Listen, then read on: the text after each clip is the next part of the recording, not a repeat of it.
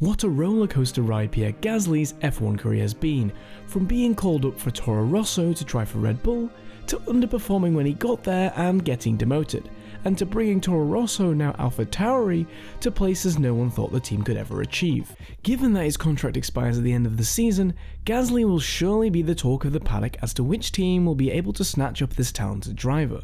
We'll be talking about the chances of Marko and Red Bull keeping Gasly and replacing Perez as their second driver, or alternatively, maybe he moves to a new team altogether. We've all seen the Drive to Survive episode of Pierre being promoted to Red Bull, but only to come up short of the team's expectations and be replaced by Alex Albon before the 2019 Belgian Grand Prix. Gasly would admit that the demotion had dented his pride and confidence as a driver. But once at Toro Rosso, now AlphaTauri, Gasly was hell-bent on proving his doubters wrong by scoring 32 points, exactly 4 times as many as his teammate.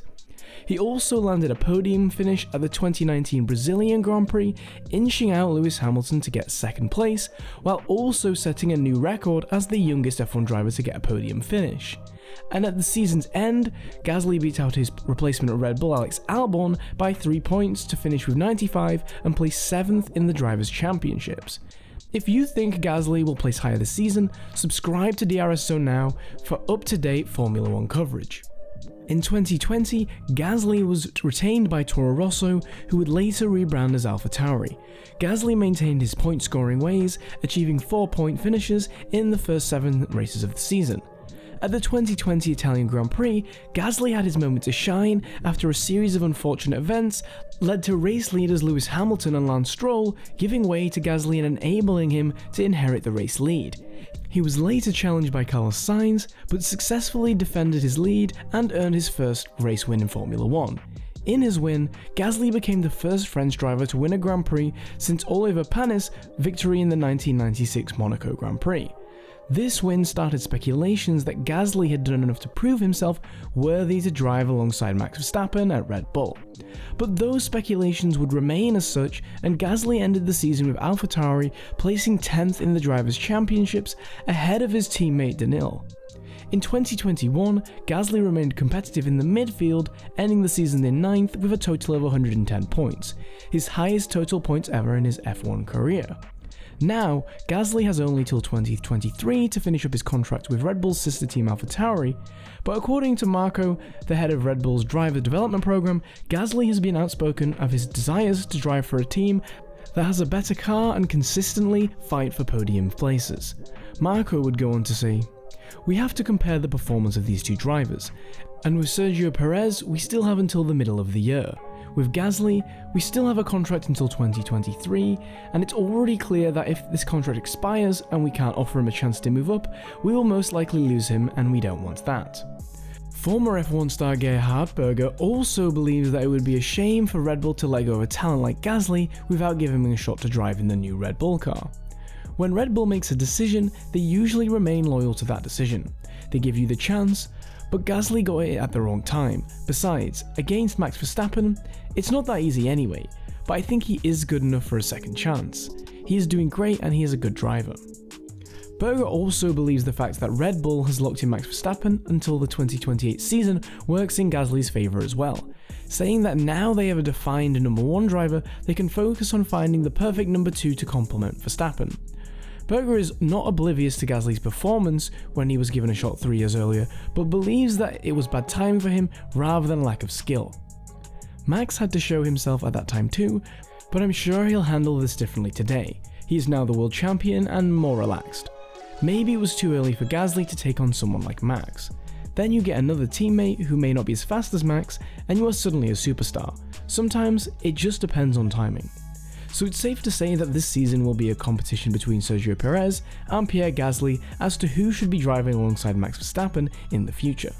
And as we stand right now, Perez isn't going down without a fight, having achieved his first pole position in Saudi's qualifying and is now in 6th place in the driver's standings.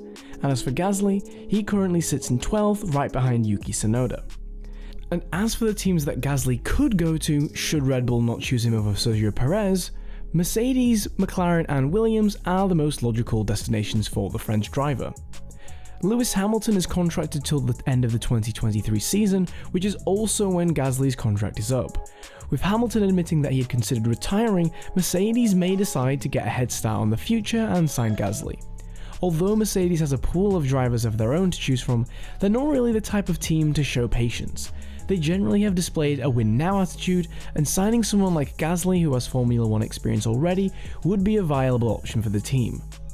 Over at McLaren, Daniel Ricciardo is contracted to stay until the end of the 2023 season, and he's been very vocal that he sees himself finishing his career with McLaren, although he hasn't signed an extension that proves evidence to that.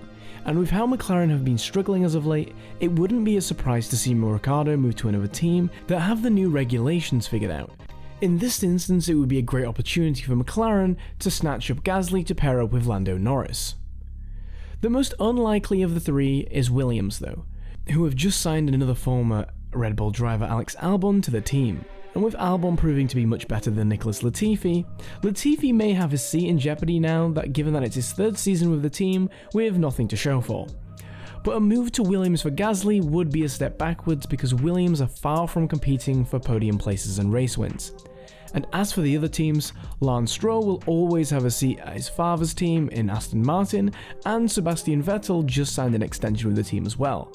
F1 legend Fernando Alonso is still as passionate as ever and intends to keep racing with Alpine for the next 2 years, while his teammate Esteban Ocon is locked in until the 2024 season.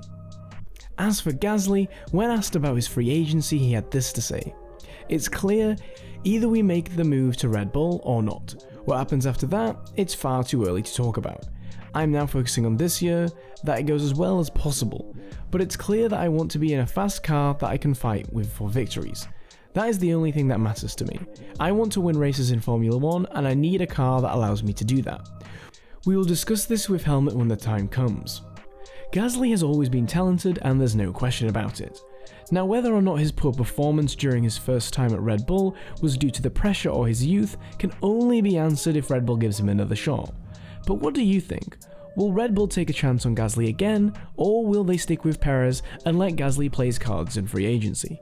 In that case, who do you want him to sign with? Let us know in the comments section down below, and as always, like and subscribe to DRS Zone.